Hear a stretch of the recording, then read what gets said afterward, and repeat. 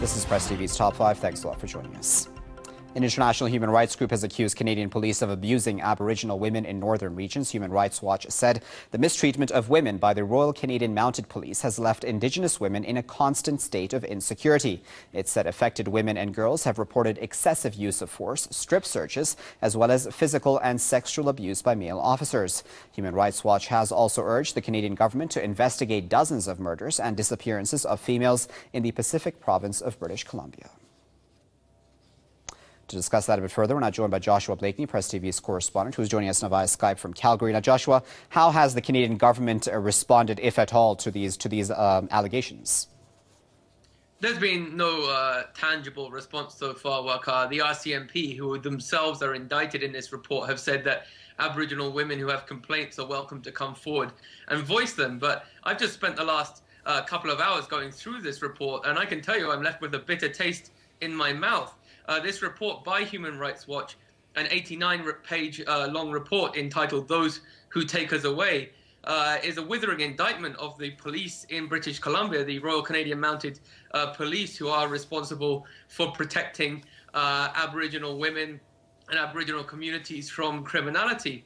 There's allegations that police sodomized Aboriginal women in private basements, allegations that the police have been raping, Aboriginal women, allegations that they cite police statistics of 194 incidents of the police using firearms on Aboriginal children. I mean, this beggars belief, and the question becomes, who is going to be the third party, the disinterested, dispassionate third party that will step in between the police, who are preying evidently upon vulnerable Aboriginal women, and those victims of this state criminality that has been alleged. I think if this arose in any other country, we'd be asking, should there be some kind of UN force coming in to form a buffer between the aggressors and the victims of this police criminality that has been alleged?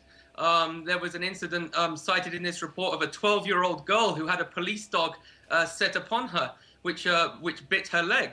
I mean, clearly these isolated communities aren't having the necessary oversight and scrutiny, especially on the police, to ensure that the Aboriginal peoples are being protected. I myself was in British Columbia and witnessed such an incident recently, where I was going into a courthouse and an Aboriginal lady named Quetzal Tattle, who had been criminalized for catching fish to feed her children, tried to take a small drum into the courthouse, and straight away the police jumped upon her, brutalized her, punched her teenage son in the head.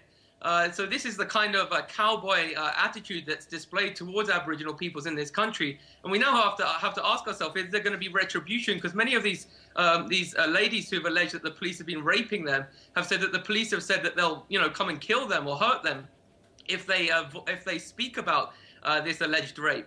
And so we have to ask ourselves, who's going to go in there now and make sure there's no retribution from these possible criminal elements within the police establishment. And these ladies who, in tears to Human Rights Watch observers, have testified that the police have been raping them and abusing them. I mean, this is unheard of. All right, Joshua, thanks a lot for that. That was Joshua Blakeney, Press TV's correspondent, speaking to us live from Calgary. Meanwhile, people